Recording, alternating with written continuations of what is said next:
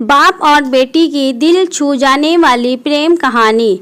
पत्नी अपने पति से कहती है, पत्नी पता नहीं क्या हो गया है हमारी पायल को, कल रात को खाना भी नहीं खाया और रो भी रही थी। अभी सुबह जगाने गई तो फिर से रो रही थी। वजह पूछी तो बस इतना कही कि प्लीज़ माँ मुझे अकेला छोड़ दो, मुझे लगता है कि शायद उसे किसी ने प्यार में धोखा दिया है। डर लगता है कहीं वह खुद को नुकसान न पहुंचाए। पति थोड़ी खामोशी के बाद कहता है, ठीक है मैं देखता हूँ। इतना कहकर वह अपने बेटी के कमरे में जाते हैं। पिता, पायल कैसी हो बेटा? बेटी, प्लीज़ पापा मुझे कुछ दिनों के लिए अकेला छोड़ दीजिए। पिता, ठीक है बेटा, मगर एक शर्त है। बेटी, बोलिए। पिता, मैं तुम्हें एक बकवास कहानी सुनाना चाहता हूँ, तुम सुन लो, फिर हम तुम्हें डिस्टर्ब नहीं करेंगे, ओके? बेटी, ठीक है सुनाइए।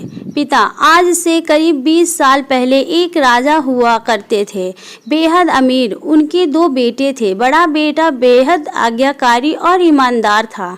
उस राजा को अपने बड़े बेटे पर नाज था। उसकी शादी एक खूबसूरत लड़की से कर दी गई।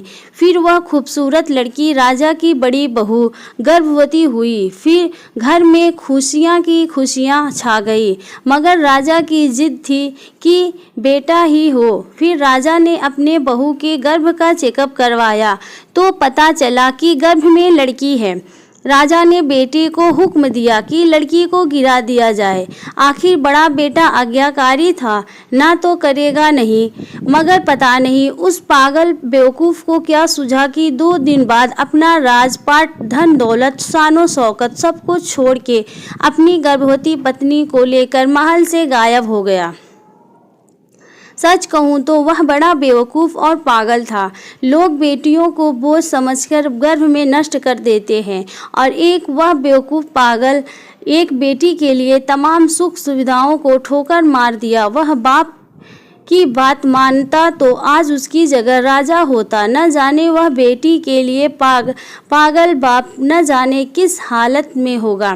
तभी पायल की माँ वहाँ आकर कहती है कि वह बेटी के लिए पागल शख्स और कोई नहीं, यही तेरे पिताजी हैं जो तुझे अपनी सच्ची कहानी सुना रहे हैं। तू कहती थी न कि मम्मी नाना नानी को तो मैंने देख लिया, काश पापा अनाथ न होते तो दादा दादी का चेहरा भी देख लेती। तेरे पापा अनाथ नहीं है, तू बड़ी होकर जिद न करे दादा नहीं है, तू बड़ी होकर जिद न करे दादी नहीं है। दादी से मिलने की इसलिए तुझसे सच छुपाया गया। फिर तेरे पापा ने तेरे पैदा होने के बाद एक कसम ली कि तेरे अलावा दूसरा संतान फिर कभी नहीं बनाएंगे।